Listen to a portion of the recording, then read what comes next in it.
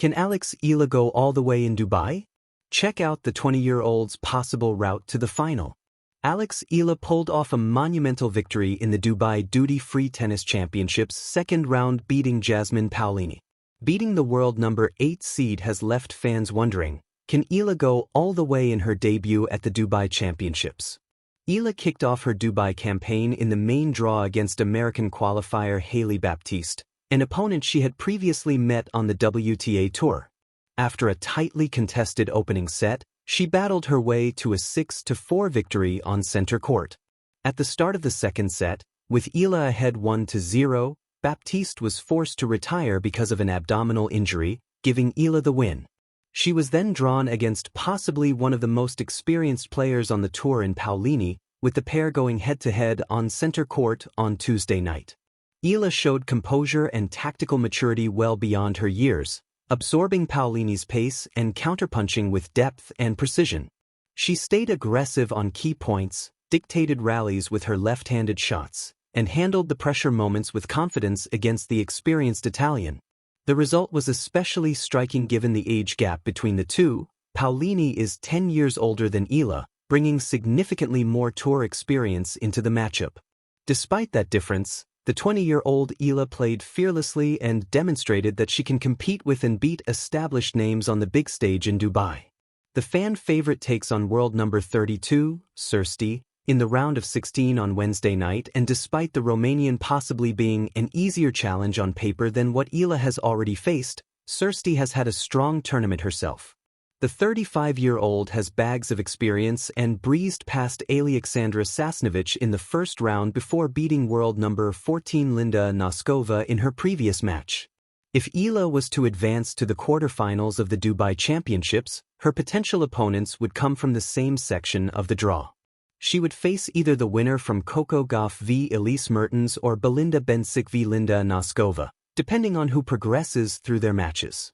If she was to reach the semifinals, the level of competition would rise further. Possible opponents from the other quarter of her half of the draw include Jessica Pegula, Mira Andreeva, or Amanda Anisimova, all established contenders capable of making a deep run. Should Eala make it all the way to the final, she would face the top player to emerge from the opposite half of the draw. One of the leading possibilities there is Elena Rybakina. The Australian Open winner looks to be in red-hot form. Can Eala go all the way in Dubai? A story of belief, skill, and dreams under the desert lights ***. Dubai, a city of extremes. Gleaming towers, blazing courts, and a tennis tournament that belongs among the biggest annual stages in women's sport. The Dubai Duty-Free Tennis Championships is more than just another stop on the calendar. It's where the elite meet, where champions are crowned, and where rising stars are tested under the bright lights and global gaze. For Eala, this year's event has become something more than a tournament. It has become a question: can she go all the way? Can the 20-year-old from the Philippines, already a national icon and rising WTA star, push through one of the world's most competitive draws and reach an unlikely title run?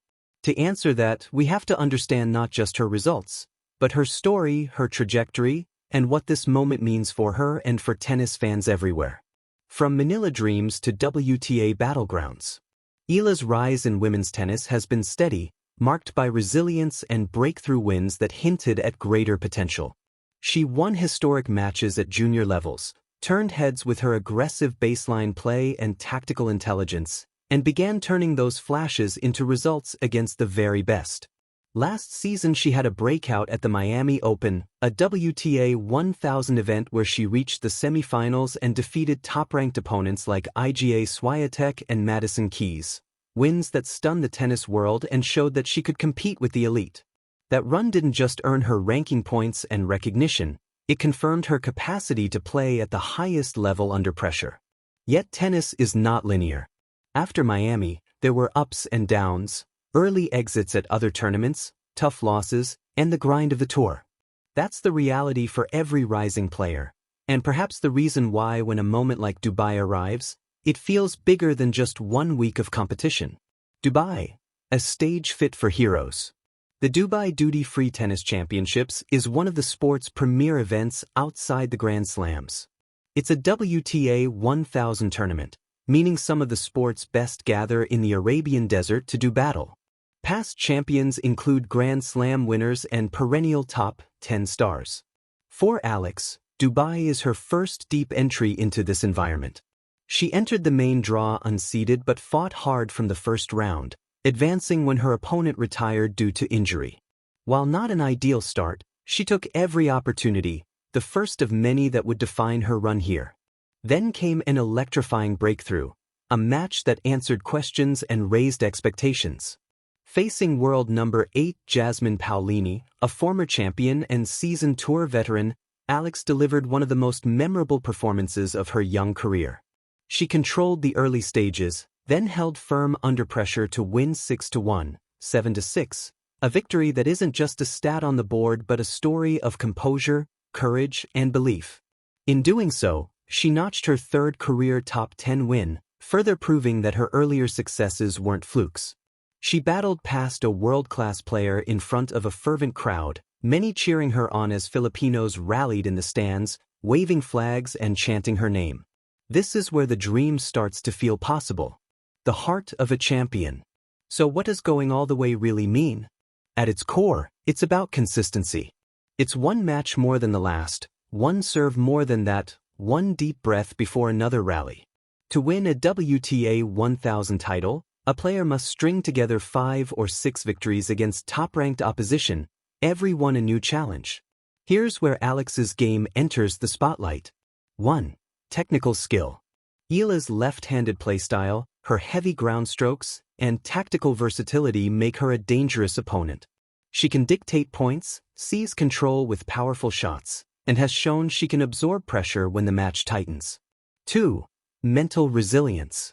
Her win over Paolini didn't come easily. After dominating the first set, the second became a grueling chess match with momentum swings and match points saved. It was here that Alex's mental strength, her ability to stay present and fight through adversity, became evident. 3. Experience under pressure. For many young players, high-pressure moments can be overwhelming. But Alex, having played on big courts and big stages before, especially in Miami, looked cool, calm, and collected. That's not just talent, that's maturity.